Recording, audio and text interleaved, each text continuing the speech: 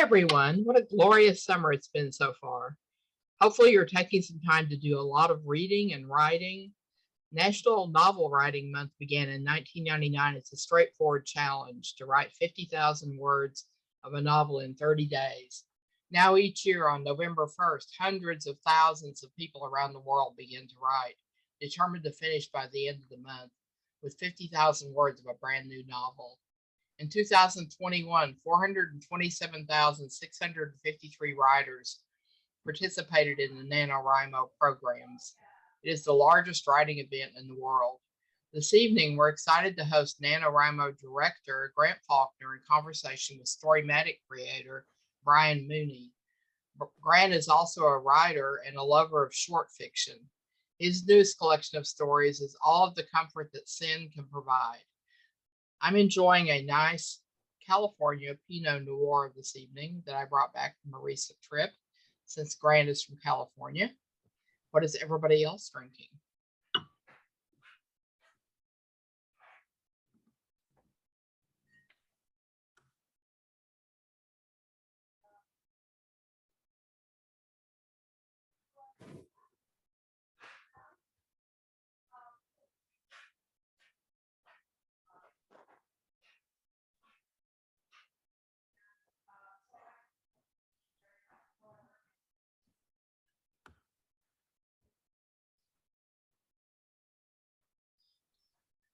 So stay tuned for following the presentations for announcements about the 3 upcoming Literary Cocktail Hour events.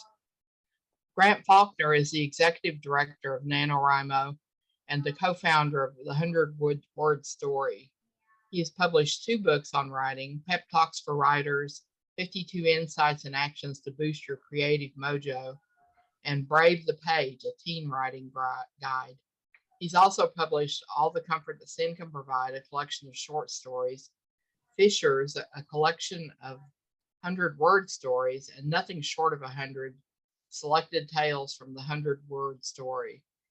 His stories have appeared in a dozen literary magazines, including Tin House, the Southwest Review, and Gettysburg Review.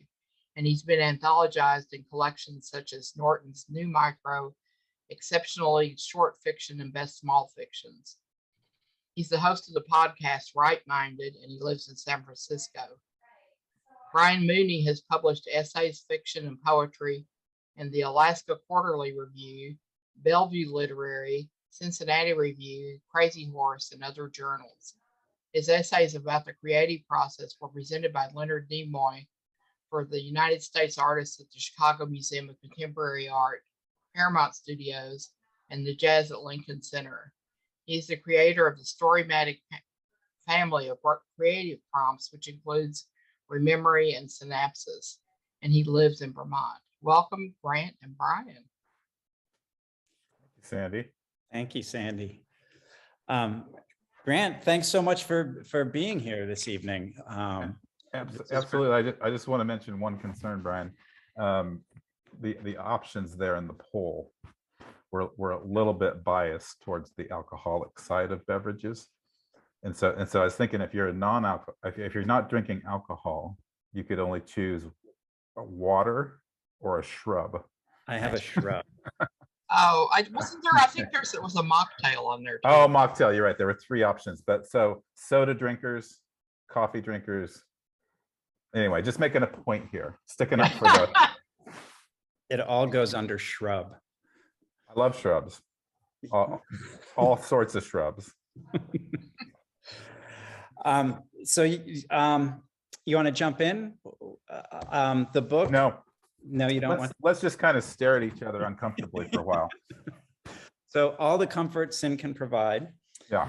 I've got a copy too. Yeah, you do. Oh, good. It's a nice cover too. Hey, we should point that out. Yeah. Do you want to tell the story? You know what? I was working with a small press. One of the joys of working with a small press is that you get to be highly collaborative with cover design.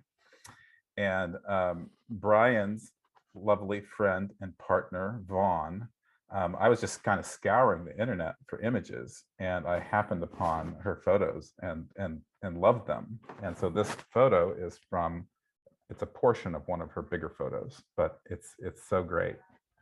And it fits really well with the whole book too. It's Yes. a great choice for the photo. Yeah, I love looking at it. I never tire of looking at it, which is good criteria for your cover if you ever publish. Can you start us off by reading the title story? Sure. Which we should point out is it's a 100-word story, so it's pretty short. And morphine drip. Yep. Right. Right. Yes. Right. Sorry. That's what I meant. That's what I meant. Yeah, but this story includes. This is where I got the title, actually, and well, I guess I'll tell this afterwards. Yeah. So it's it's a kind of not the most uplifting story to start a chat off with. It's a pretty. It's about death. A little bit about death. So we'll start with death. Morphine drip. It's what we remember, he said, as if clinging to a frayed thread tossed to a man overboard in a storm. Outside, a few parked cars, inside a dim bluish light, frogs croaking in the woods, gin rickeys under an August moon, the violet night. He said something about a boy named Jim, his pants down to his ankles, his tuxedo shirt unbuttoned, long baby hairs on smooth cheeks. Never underestimate the comfort sin can provide, he said. A lifetime of bedtime stories all to your lonesome. Skin crinkled around his eyes, his dry lips pressed feebly around a straw. And the story behind this being the title story, or the story that spawned the title, is that my good friend Pamela Painter read that story, and she highlighted that phrase about the comfort that sin can provide and said, you should use this as a title someday. And right when she did that, I was like, this is the title of my next collection. This is the perfect way to kind of bring these stories together. You know, it's funny how they can be so short, but they can pack so much in there. And this story reminds me of when my father wasn't doing so well, and he was on all kinds of things, and things would just kind of tumble out of his consciousness. And I remember I was in the kitchen with my mom once, and Vaughn was hanging out with my dad, and he just sort of blurted out this memory. Not like the memory of what you're talking about, but another whole memory, which really kind of leads into like, it's a nice title, the comfort of sin, because that was what was tumbling out. Can you talk about like the comfort of sin as it runs through these stories? Yeah, it's meant to be a challenging phrase in the sense of like, what comfort, if any, does sin provide? And what are the consequences of that comfort? Because I think a lot of people search out sin, strangely enough, for comfort. And then it, of course, doesn't provide the comfort that they expect, but it still can become a type of solution to human restlessness and malaise and ennui and dissatisfaction, things like that. So I think it tied together. I always view my characters, they're kind of, just in general at least, kind of lunging out for things, somewhat impulsively. And it's all about that kind of, that lunging and the trouble they create by lunging, both for themselves and others. So that's how I'm viewing it. And especially in this last story, like you said, I mean, it does provide a certain degree of comfort, right? Like the words are tumbling out, but then there's also like different nuances and layers to that comfort. And how do you go about like with working on super short fiction? I didn't really know what to call something like that's really short, because flash fiction doesn't really feel like the right thing, because it feels like it's written in a flash, it's read in a flash. Microfiction feels a little bit too small. So I just end up calling them super, super short. And a really successful one for me, like Morphine Drip and some of the other ones in the book, which are not all 100-word stories, but there are some interspersed. You read them slowly. They're not like candy. You don't just devour them and move on. They're not like there's a little gimmick at the end. There's, like in Morphine Drip, there's three characters in the story. There's the son, the father, who the father's remembering being with when he was a kid. It spans decades. There's a lot to open up in this short story. What attracts you to that kind of a form, and what are the challenges and pleasures of working in that kind of a form? Mhm. Well, thank you for mentioning or your observations there, because I am also dissatisfied with a lot of the names for the genre, even though the genre is technically flash fiction, which is stories under 1,000 words, and then microfiction, which is considered stories under 400 words. And then, so this story and many of them, well, not many of them, I have another book, Fissures. This is entirely 100-word stories, 100-word stories. And then I have in this book, I have also more conventional length short stories, all different lengths really. But I think the appeal to me is that the shorter form opens up a different type of storytelling, or it opens me up to a different type of observation of life, and it allows stories in that might not make it in like a longer work. And the background on this is that when I was working on a very big, what I call a doomed novel, and I'd been working on it off and on for 10 years. And a friend of mine, Paul Strom, posted some 100-word stories online that had been published in this magazine, 1111.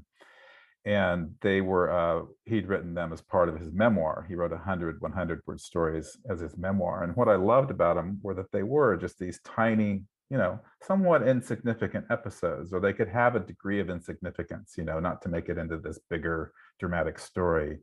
But I think like what I realized in reading those stories is that our life really is this accumulation of these small dramatic or, just very compelling or mysterious moments. And so when I read his memoir, it was kind of like snapping through like Kodak carousel and just getting these snapshots up on screen, one after the other. And like you said, they're not to be like snapped through really quickly. It's not like they're meant to be read in a flash. It's like quite the opposite. The short form almost becomes, they're a signal to slow down. There's more to take in, more like nuances and layers to understand. And so I really think of them as closer to poetry in a lot of ways. And so the 100-word form in particular becomes, as a prose writer, it becomes my way to write poetry. So yeah. Yeah, I feel the same way about the form. I think of a sentence as a form, and I think of the story as trying to find its particular form. Yeah. You have Gerard and Celeste, who are in a lot of the stories in Fissures as the 100-word stories, and then they open up this book in a longer story, and then you're working on a novel about them. So yeah, what is that like to have these characters who have populated 3 different kinds of forms? And I think you said at one point in describing them that they have the claustrophobia of desire. And I was wondering, does that claustrophobia change as you open up the form? Are you running them through these different forms in order to kind of end up ultimately placing them maybe where they want to be, or are they making you do that for them? What's that like to run characters through different forms? Well, first of all, I had no idea that I said the claustrophobia of desire. I found it in an interview and I was like, oh, that's really good. But I'm very impressed by that. So I just want to, isn't it? I just want to, yeah. Thank you for pointing that out. I love that phrase. I'm going to remember that. So yeah, in some ways, these stories were accidental stories, and accidental in the sense that, when I wrote my first story about these 2 characters, it wasn't like I had a grand vision for many more stories, but I got intrigued by them as characters and kept writing 100-word stories, and they kept kind of building one on another. And then when I published Fissures, I just got a lot of response from readers who liked them and essentially wanted more. And so I took all of those 100-word stories in Fissures as well as some that weren't in that book, and I stitched them together into a longer short story, the one that appears in this book. And so they didn't all have to be 100 words at that point. I was like interpreting the form a little bit more loosely. So I viewed it more as a collage, though. Like each story was kind of like a little patch on a collage that I was stitching together and making into a different form, kind of a constellation of stories. But then in writing that too, you know, I love writing letters to people. I really miss our letter writing era that I grew up with before the internet. And so I had them write letters to each other, and Gerard in particularly writing letters to Celeste after they were, you know, no longer as a couple. And so that has developed into a novel of these letters that he has written. And as a reader, you don't really know until the end what happens to them. So for me, it's been really interesting to kind of keep, yeah, each form gives them new life because I have to reimagine them in different contexts. But I don't think it's going to be a series or anything. I think this is it, like one novel. I've really enjoyed living with them for this period of time. Right. And with working small, I kind of got ahead of myself but I'm curious, do you find that working in a smaller space is driving you into language in a way that it might not? Absolutely. Yeah, what you said about a sentence, you know, I mean, every word, like in 100-word story, you pay attention to everything. Every word is there for a reason, you know, because it can't be 99 words, it can't be 101 words. And so it's like the perfect space to explore like that claustrophobia desire. The reason that that's great is that, you know, your desire is contained, but that doesn't mean it's small. And these forms, the short form or the super short form, as you said, you know, like I think that we find, for me, a more interesting creativity, or at least a different type of creativity in constraints. And that's part of the appeal. And even like the letter writing form, a letter is a type of constraint also. And so, and I love the linkages, or actually the disconnections between the pieces too. Like I sometimes think of these 100-word stories, or even my novel, as being like a Rubik's Cube. And especially for 100-word stories, you're kind of constantly shuffling things, words and sentences, to try to get it to 100 words. You know, like with a Rubik's Cube, if you like move it and you get all red on one side, suddenly you don't have the colors matching up on the other sides, and so you have to figure out how to get that perfect, you know, symmetry. And I think 100-word story is kind of similar. Yeah, I love that kind of thing. And it throws me into language. I'm always attacking to be verbs, because once you start getting rid of those, things can get really much tighter and tighter and tighter. Yep. Why are we like that?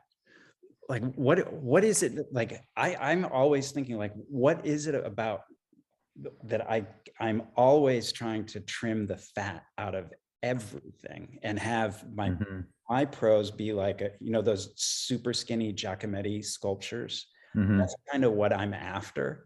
Yeah. And I don't quite know why, but why is it for you, do you think, that you're attracted to these really lean forms, even as you're working in longer forms and you do a lot of other things, but there's certainly a gravitational pull, it seems, to these short, tight forms? Absolutely. Yeah.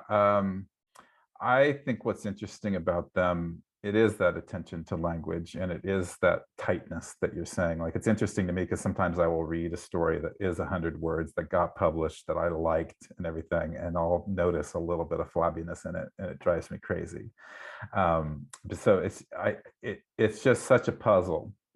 And so I think the puzzle part draws us. But I also think it's like it brings out the strength of words and sentences in a different way. And so it really, to me, it's like writing a 100-word story is largely about editing. It's not necessarily the writing part. And I really love the editing part. I love the tweaking and the revising. And so that's what it brings out for me, is that I can endlessly revise this story. And it begs questions. You know, it's interesting when you subtract 7 words and you're at whatever, 92 words or 89 words, you know, like, how are you going to tell this story in 11 words? You know, how are you going to fill things out? It's just like an interesting, like puzzle, like I said. Yeah. Well, I'll often, for Storymatic, I'll have to write tons and tons of copy, and I work with a designer, and I'll say, you know, how many characters, not even words, how many characters do I have to work in this space? And you've got 75 characters, and I'll do what you're talking about, and I'll end up at like 68, and I'll go, oh my, I've got 7 more characters. I know, you got to use them. Yeah, you got to, like, it's like when you do a tweet, and you're like, oh, I've got 12 extra characters. How do I use them? Yeah, Like, yeah. yeah, but you shouldn't actually. You should be like, hey. That's true. So a question's coming in from Tom, and Good. everybody, please feel free to chime in with your questions. So Tom's saying different forms, different ways of writing. But do you have a set routine in your writing day, which is kind of linked to the pleasures of revising? What's your routine? Yeah, it's kind of, again, an accidental routine, in the sense that I have been a really weird sleeper my entire adult life. And fortunately, I'm reaping the benefits of being a weird sleeper at this stage in my life. I wake up at an ungodly hour and usually can't go back to sleep. So I get up sometimes as early as 4 or 4:30, and I get a couple hours of writing in every morning. And that is just pristine, beautiful, calm, quiet, dark time that I love, my favorite time of the day. And so basically every day that happens. Really? Yeah. So like from 4 to 6 is the sweet spot? Yeah, 4:35. But usually I get in an hour or two. I mean, on the weekends I do more just because I have more time.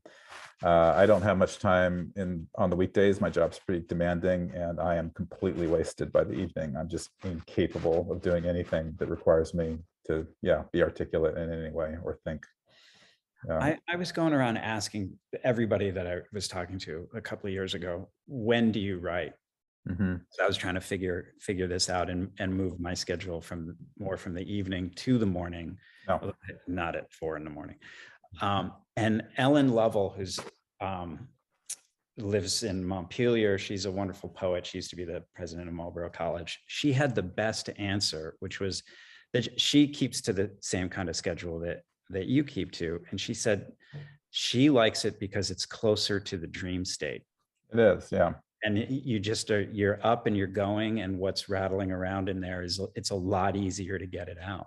Yeah, but here's the deal. Like, here's why I shook my head when you said you were thinking about moving from the evening to the morning, is that most of us are wired for a time of day when our minds like to be creative. And some people are night owls and some people are early birds. And I think a smaller percentage of people like to kind of write in the middle of the day. And I say this because I read this whole book on this, and it was tracking all the supposed great creators and when they created and how they created. And I think about 80% of them were morning people.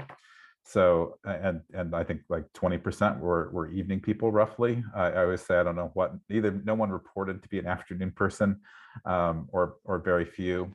But I think the thing is like, that's who you are, so I wouldn't try to, like my wife is a night person, and she's tried to be a morning person on different occasions, and it just doesn't work, So I think it's more about knowing who you are and when you can create, and embracing that and not feeling bad about it. What about the physical space that you work in? Is it totally dedicated to your writing, or do you do other things in that space? I wish. I would love to have an elaborate, luxurious studio like you're sitting in right now. Which looks like a box.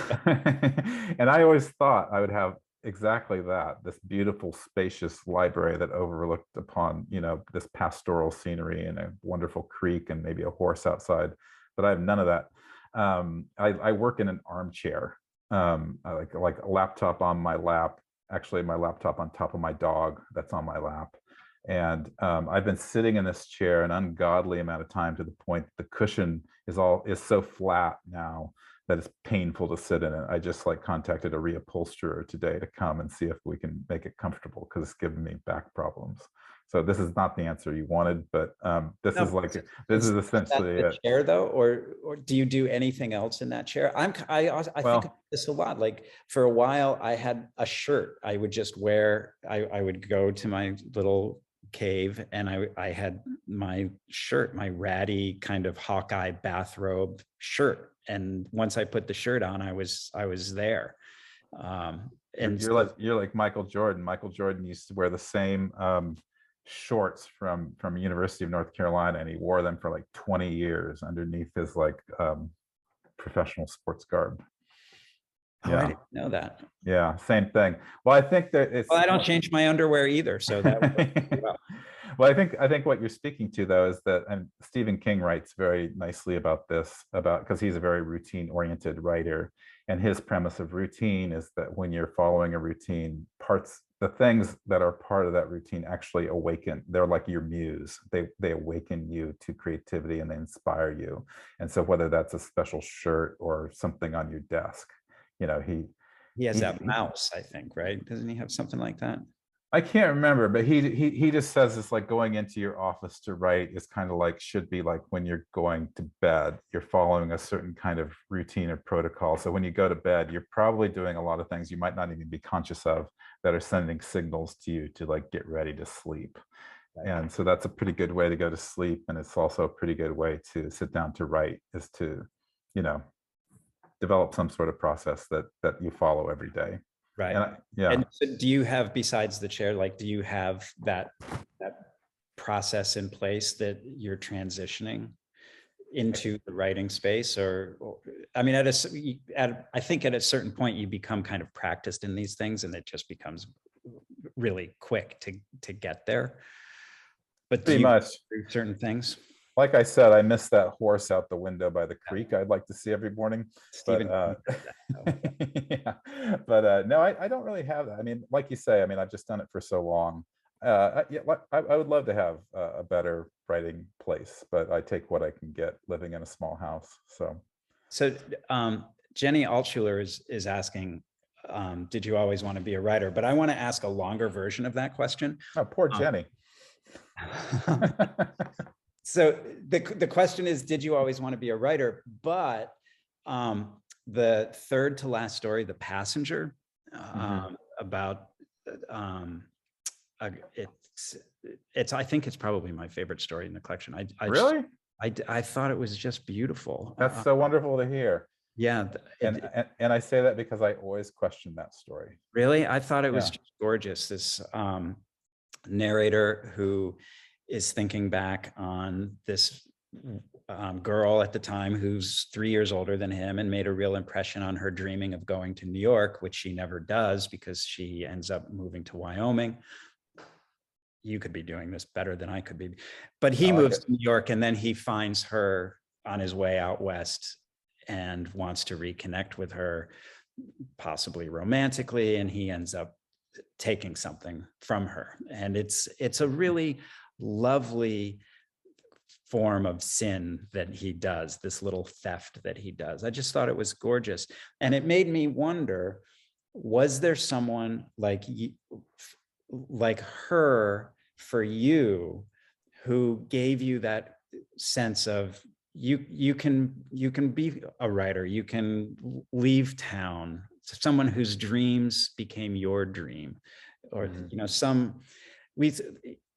I want to ask you about influential writers, but this is that influential person in your life, that intimate person who may or may not even know that you feel this way. And if there is, how does that lead you into always maybe wanting to be a writer? Yeah, I love your summary of the story there, by the way, much better than I could have done. I did not have anyone like that. I grew up in a town where I don't think I knew anyone who wanted to be a writer, or I didn't know anyone who was a writer in any regard. I grew up in a small town in Iowa, but I knew pretty early on, actually from the beginning, I can't remember not thinking of myself as a writer. So my mom, who is an antique collector or hoarder, depending on how you view it, she bought me this beautiful little oak roll top desk when I was like 3 or 4. I took a great deal of pride in that. And so I had that from the beginning. And yeah, I always thought of myself as a writer. You know, like anybody else, I entertained a whole bunch of different career options and tried a few of them out. But I guess the second part of the story is that when I was in college, I was at that juncture of my sophomore year where I had to declare a major, and I was deciding between being an econ major, or kind of clear, diverting paths there. I was either going to be an econ major and make money, or I was going to be an English major and do what I've done. And so anyway, I went to France for a semester abroad, sat around in cafes reading novels, and that kind of clinched it. I was like, this is the life for me, this glorious life abroad, reading novels in cafes and writing all the time. It unfortunately hasn't entirely worked out like that, but Right. it did. I made the right decision, no regrets. But yeah. So that was when I was 20, and I never looked back. I never had a plan B, and it's been all in since then. With not to say that it's been easy at all, or that it's easy even now, but yeah, I've been pretty clear about what I want to do. That's great. We have a couple of more questions coming in. Robert Nassau is asking about the November project, which I'm pretty sure is relating to National Novel Writing Month. Yeah. And then there's also Melinda is asking, and this is something I also wanted to ask you, and I think that NaNoWriMo will find its way in as we go. Which writers have inspired your writing form the most? The most obvious would be early Hemingway, given that his writing is often considered a longer, this sounds oxymoronic, I know, form of cabalese. Am I getting that right? Cabalese, C-A-B-L-E-E-S-E. So who has been influential to you? Yeah, I think so. Early on, actually Hemingway was one of those authors I read when I was 20 in France, and I really was taken by his very concise, his brevity. I think he's got a lot of great poetic stories, and he's got that famous quote about omission, that any short story should be like an iceberg, only 1/8 of it, the tip of it showing, and then most of it's below water and invisible. And I think that's a really good general premise to writing almost anything, but especially short form. But yeah, I think I didn't really concentrate on the short form until the last 10 years when I started, when I was taken off track by my novel and got kind of addicted to writing these 100-word stories. But Lydia Davis has been a huge influence on me. Raymond Carver was in the early days, kind of like Hemingway, at least for the short stuff. I can't remember the title of it, but it's two parents arguing over a child, and do you know that it's 1 page long, and they're each wrestling over this baby, and they fall backwards, and I think the last line is, "And in this way the matter was settled." And it's just astonishing how much he crams into that little tiny space, which is short even by his margins. Right. Yeah, I love that. And I know that story, but that ending is so perfect. I think that's one thing with these short stories. The ending is so important. And the stories we read for my journal, 100-word story, it'll be so disappointing because sometimes the story will be there until that last line, and you just need that last line that's almost perfect just to bring it all back. Yeah. Right. Who else? Lydia Davis, Hemingway. For me, Paris Spleen was really influential. Yeah, I love Paris Spleen, Baudelaire. Yeah, I mean, yeah, some of all those early practitioners. But not just short story writers. Like James Salter has been a big influence, just I think because of the poetry of his sentences. Certain writers have an ability that goes beyond. You don't think of him necessarily for the story he tells; it's for the sentences he writes, or that's what I really appreciate him for. Let me think. I mean, Amy Hempel. I like Megan Galings, who's a contemporary writer, Kawabata, a great Japanese writer who I love. He called the short stories palm of the hand stories, because they fit in the palm of your hand. And I love him because he was just super focused on finding the essence of a story. And I'll tell this one story. He wrote the novel Snow Country, and I think he won the Nobel Prize for that. And one of his last works was he wrote a short story called Gleanings from Snow Country. So he took this novel, he didn't summarize it, he just wrote what he thought the essence of the novel was. So it was only like a 12-page story. And so I think I think of that a lot because he was restless and dissatisfied with his novel that won the Nobel Prize because he wanted to capture the essence of it. That was more important to him. And I think that that's what drives like a short story writer sometimes, is just that essence. Right. That's great. And Melinda is saying that the Carver story is popular mechanics. Thank you very Oh much. yeah. Yeah, That's right. right. Yeah. My friend Kyle, who writes in Santa Cruz, and he writes 300 character stories, which I think we've talked about Kyle before, but he calls them matchbook stories, which I also like, because and it has that burning part of it, that it is a thing that you open and that you light and that it burns, and I like that. But I like the palm in the hand. Yeah, I'll give a quote based on the matchbook. Charles Simic, who writes all these wonderful prose poems, he characterized the writer Franz Wright as wanting to write a novel on the back of a matchbook. And I think that that's like something that's interesting to me, is how these stories can actually become quite big, but they can be written in very small spaces. Right. Well, let's take novel and pivot a little bit into November. Okay. Can you first talk a little bit about what National Novel Writing Month is, but then also I think to bring it to your own writing, how does it fit into your writing? And do you participate? I know because you're going to be really busy during that month, it's probably really difficult, but can you take off from there? Yeah, its most simple definition is it's a challenge to write 50,000 words of a novel in 30 days, and the 30 days are during November.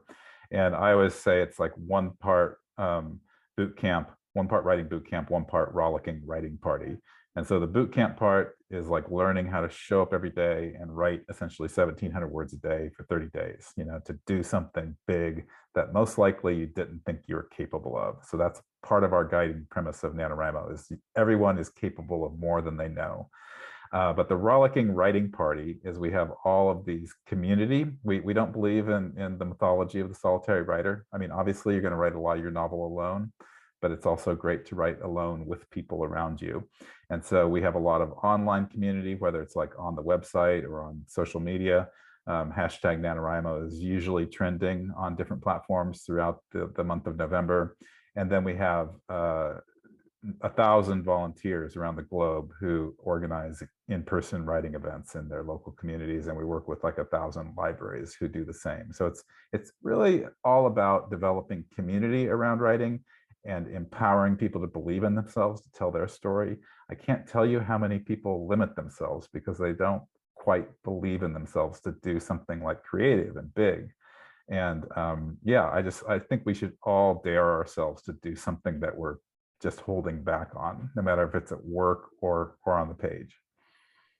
That's great. And if any of you who are out there have participated, whether actively or even kind of passively, because I haven't directly participated, but I do like National Editing Month for myself. Every November, I make sure that I'm like just editing in there every day. So so throw it for everybody out there. Throw it into the chat or the Q&A if you're doing. Yeah, like that. I forgot to answer your question. I actually do take part. Part of the premise of NaNoWriMo is that to make creativity a priority in your life, and I think we all have excuses. And I always quote this Picasso quote, who said, we're all born artists. The challenge is how to remain an artist when we become an adult. And most of our lives kind of squeeze out creativity and push it lower and lower on our to-do list until it's not there. And so even though I'm busy during those months, I mean, everybody's busy, right? Like every time I talk in person to groups, I ask people to raise their hand if they're busy. Everybody's hand goes up. So we're all busy, and we can all say we're too busy to write the novel of our dreams. But the fact is, we have to figure out a way to do that in our lives and to make creativity a priority, even if just for a month. Yeah. We have a couple of more questions. Yes. I love these questions, by the way. Yeah, it's great to hear them, because I have my questions, but I'm liking these better. I like both. Judy Ann is saying, I'm wondering what you think of emerging serialized publishing platforms like Kindle Vella. I'm not familiar with that at all.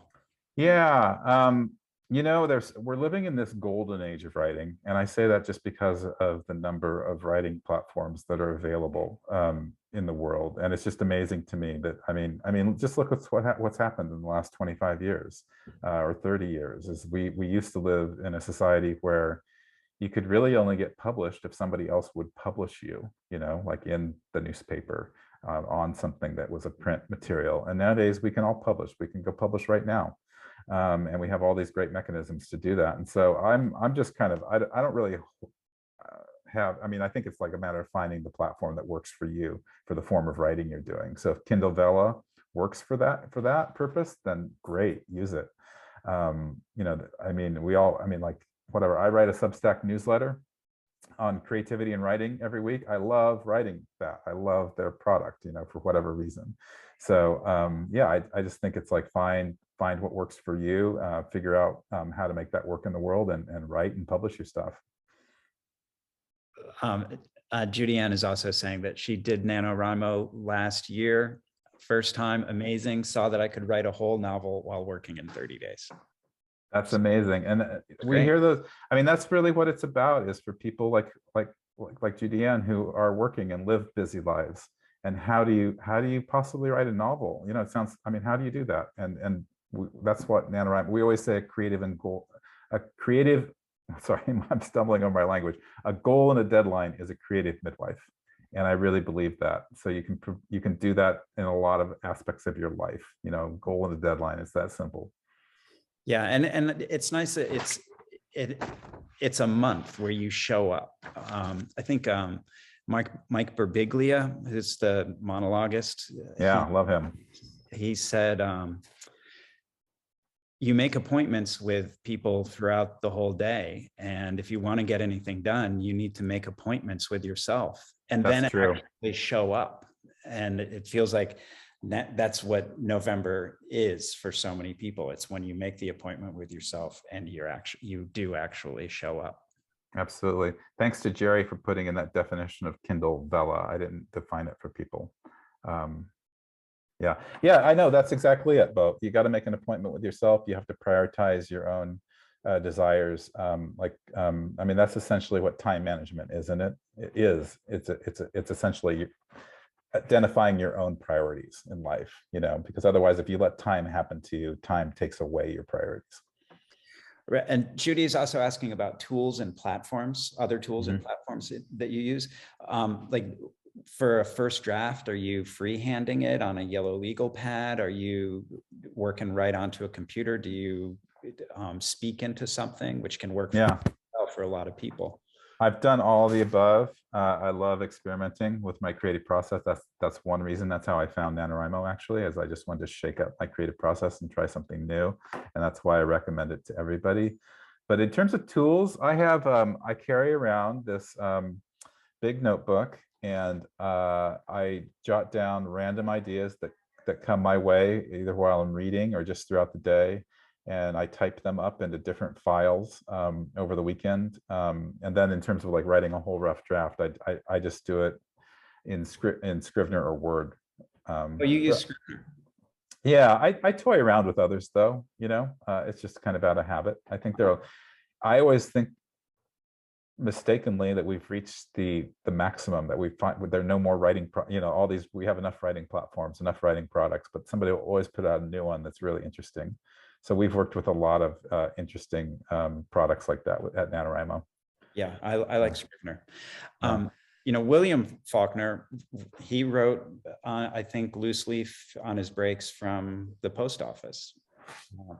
Well, he actually did. He worked, the lore is, I don't know if you know this story, he barely worked at the post office. He had a job at the post office, but he decorated the back room and set it up for like card playing and reading and writing. And he would shut down the post office and just go back there with his friends.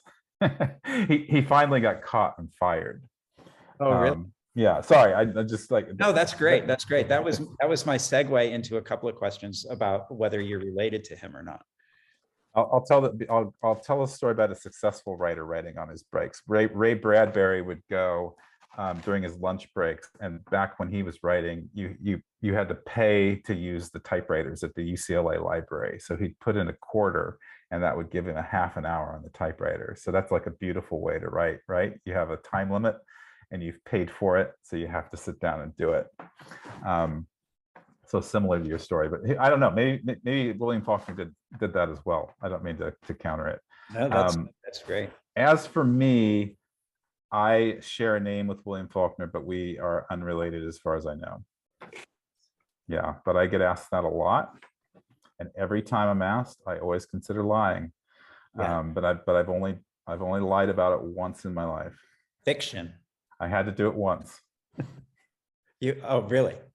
Well, I mean, I've been asked thousands of times. Yeah. You know, I mean, it was on a red-eye flight to New York, and I mathematically could be his grandson. So it's within the realm of possibilities. All right. Yeah. I was hitchhiking across Ireland once, and somebody asked me if I was related to the Kennedys, and I had to. You said yes? Yeah, of course. Good for you.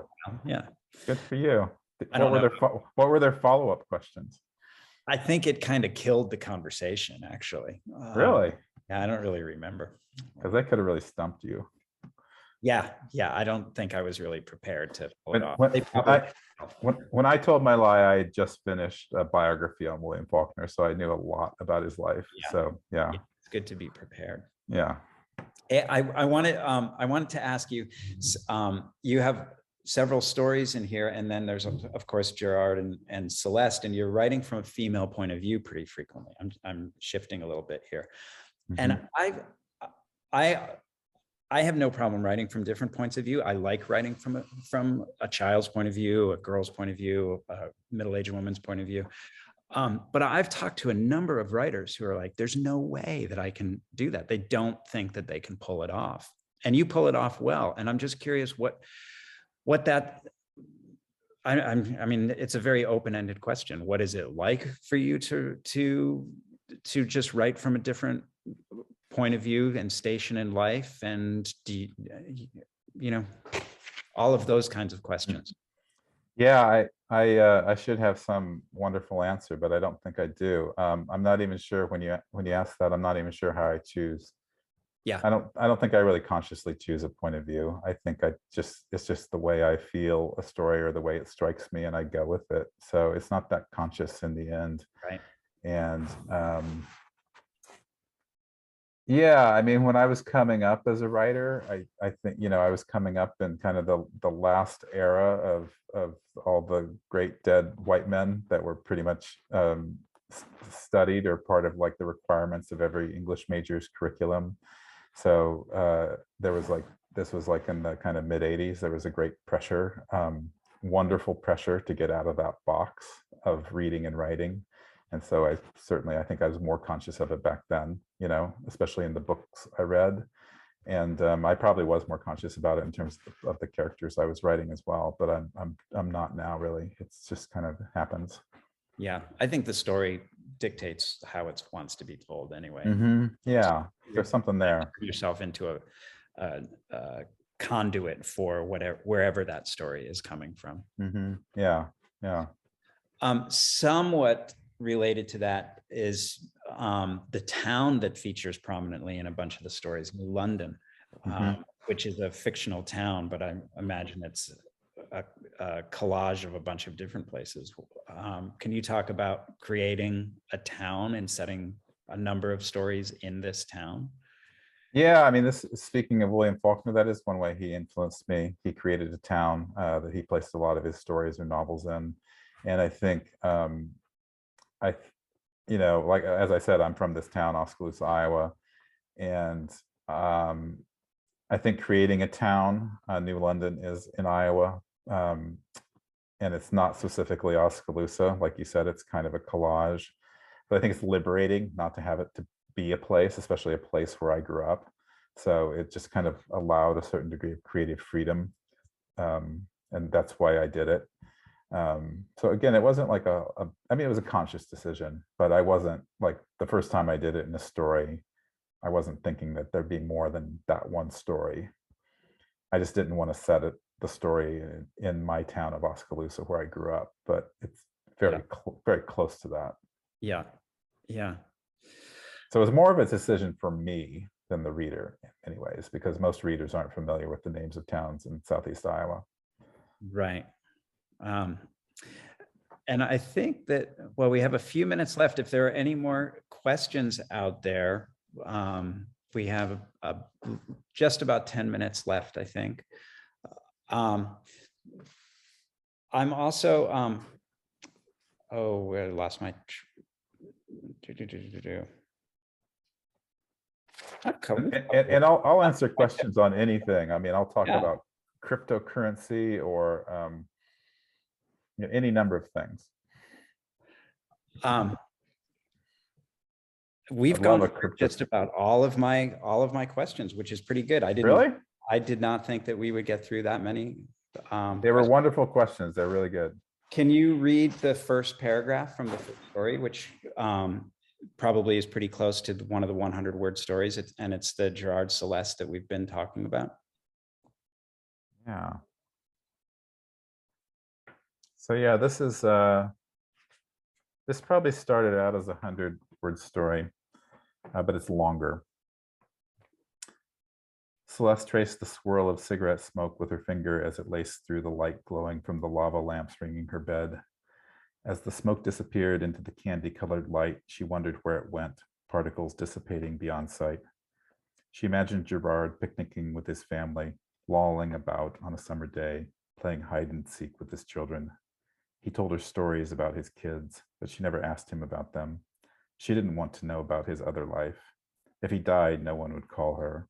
She'd go to their hotel room next Tuesday, room 42, curse him for not showing up, and then write him an angry email. Hands clasping and unclasping, she liked to say. She cupped her hand over the smoke to try to save it, then blew it all away. She wouldn't even go to his funeral. That's there they are. Line. Which line? That she wouldn't even go to his funeral. That opens up to all the intimacy and the remoteness of their whole relationship. Thank you. You're a good reader, by the way. Thanks. Oh, you know what I wanted to ask you? This is a big, important question, actually. Okay. There are the 100-word stories or things that are close to that, sort of vignette length and pastiche. There are longer stories, 10, 12 pages, some to 20 pages. There's the short guys. What was it like to actually put them in order, to assemble them and make one flow into the other? Yeah, I think that's always, it's almost like writing a story, right? You're feeling the pieces of the stories, or the stories themselves, rather, in this case, of a book, just kind of getting a feel of what leads into one to the other, right? Or what kind of mood the reader might be having before and after a story. It's interesting, though, with the short story collection, because I think there's the question, does anyone read it start to finish? Right. So, in some ways, I think it's somewhat irrelevant, the order, but, I think every writer I know is like very conscientious about how they order stories and very deliberate and intentional about that. And it's really fun. I love ordering things and thinking about how they go together. Did you get to put them in order, or did the hand of an editor come in and start shaping that? I did put them in order, but I did get feedback on that. It was interesting. I mean, that's what's good, is to get other people's feedback on something like that. Yeah, my editor's feedback, rather. Yeah, I thought, to go back to The Passenger, that this question came to me because of I felt like you really stuck the landing on the last stories, where the sin is the right word, but there's also a better word, where the fallibility of the characters is of a different nature than the indulgences of some of the characters, where Trudeau commits probably the worst sin of all in the book, but it's so sympathetic to why he does that in the second to last story, and then in Passenger, which we talked about, and then in Morphine Drip. They all fit so well together. They all just felt like it was just the music was all coming together in a really nice resolving way. Mm-hmm. Why I was wondering about how you order them. I mean, thanks for saying that. And I think you hit the word on music is the word, right? Like when you're ordering these stories, it really is about the music of them and how the music flows between them. And that was a really interesting observation of yours, but the characters of indulgence versus the characters of just great fallibility. Because I do think that there is that distinction in the stories. Right. And Morphine Drip gets both of those. Yeah. And with innocence in there as well. Yeah. An innocent indiscretion that provides comfort for years and years. Yeah. Tom is asking, what are you reading right now? What am I reading right now? I just finished Rachel Cusk's Kudos, which is the third novel in her trilogy. I highly recommend her trilogy. It's not a trilogy where there's like a normal, like a novel serialization. It's fascinating because she basically got dissatisfied with the way she was writing. And I think she was writing, I haven't actually read her other stuff, but I think she was writing more in a kind of conventional novel plot framework. And these novels are so different, it's hard to describe them. They kind of have to be experienced. They will not meet your normal expectations of a novel, and that's mainly in a good way. She's a very poetic writer. I think, like, even though she's writing novels, I think her sensibility is very akin to what I would say mine is with these shorter pieces. Yeah, I don't know how to describe it, but I highly recommend Rachel Cusk. She's a really smart, interesting, poetic writer. And what's the book what's the title of it? Oh, well, I just finished it. Kudos is the third in the trilogy. I'm forgetting that. I think the first one is Outline, and I can't remember the second one for some reason. Yeah, Transit. Yeah. So they are a little bit like Outline, Transit. Kudos is a bad title, but like an outline, it is about this kind of sketchiness of a life, like the outline of a character. Transit, I mean, a lot of the novel feels in transit, in motion, not necessarily literally, but as one lives a life. That's great. And we have 2 minutes, and we have time for, I think, two more quick questions. Is there a genre you'd like to write in that you haven't yet? I've written in most genres. I have a bunch of like half-finished novels, some of them in different genres like YA or fantasy. I think I'm more in the Rachel Cusk camp, where I become dissatisfied with some of my writing within a genre. And it's not like I want to leave the genre. I just want to find my way to write differently within that genre. And so that's what I'm doing with novels as well. Like the short stuff, we've talked a lot about my short stuff, but the short stuff has really informed my long writing in really surprising and interesting ways to me. And so I just like feel the textures of a story differently than I used to. I'm also more confident as a writer just to go there.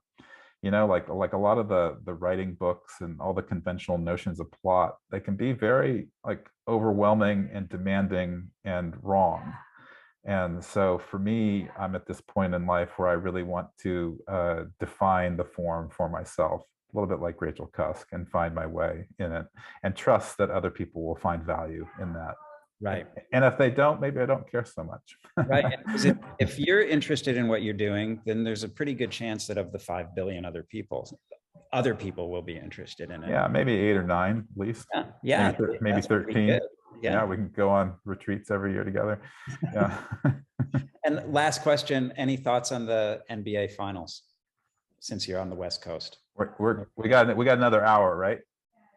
I'm an avid basketball fan. I love basketball. I love the Golden State Warriors because they play basketball in this very pure, wonderful, joyful, team-oriented form. They're wonderful at their peak. They were at least wonderful ball movement, wonderful passing, wonderful shooting. And I am by nature very pessimistic at this point. Even though I love the Celtics play really. They're amazing. If the Warriors weren't in the finals, I'd be rooting for the Celtics because I love the way they play as well. I think there's about 10% chance that the Warriors will come back, but I think that injury to Curry in the last game probably limits that. It's starting to remind me of the Toronto series of 2019, when the Warriors fell behind, and then it looked like they could come back and win it, except that people kept getting injured. So if the Warriors were healthy, of course, they would just devastate the Celtics. No, I'm kidding. The Celtics, it's been a really good series. I think the Celtics have kind of convinced me they're the better team. Wow.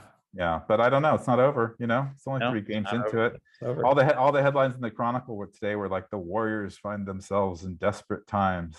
I'm like, and that's the thing about sports. It's like you're 15 minutes away from that headline changing. Yeah. So we'll see. Excellent. Yeah. Thank you so much, Brian, and thank you so much, Grant. You guys were just amazing. I learned a lot as a non-writer. I definitely, maybe I'll take it up. Who knows? Yeah, take it up. Yeah. So we have 3 exciting events leading up to the festival, 3 literary cocktail hours. On Friday, July 8th at 5 p.m., we welcome indie bestseller and New York Times editor's pick author Sarah Manguso, who's also from the West Coast, and with her book, Very Cold People, which is about growing up in a very cold and very old town in Massachusetts, and sort of the baggage that brings. And she'll be in conversation with McKenna Goodman, who is another author who has an amazing book. On Friday, August the 12th, we'll feature author-editor Colleen Kinder and some of the books from her book, Letter to a Stranger, where she had invited, I think, like 75 writers to write these one-page letters to somebody that you met in your life that influenced you, but you never really met them. I mean, you didn't know them, and we'll be asking you to write letters as well. So it'll be the perfect vacation activity. And then in September, the 12th, we'll feature Maud Newton with her book Ancestor Trouble, her researching her family genealogy uncovers secrets, which includes witches, slavery, and genocide. So that should be exciting. And we'll be sending out links and notices to register from our website. And thanks, everyone, and have a really great weekend. Thank you, Grant, so much. This was fun to talk shop. Absolutely. I really enjoyed it. So thank you so much for having me, and I hope I make it there in person someday. Yeah. Yes. Yeah. So that would be excellent. We'd love to have you. Yeah. Okay. I'll put it top of my list. Okay. Yeah. Bye-bye, everyone. Thanks for coming. Bye. take care.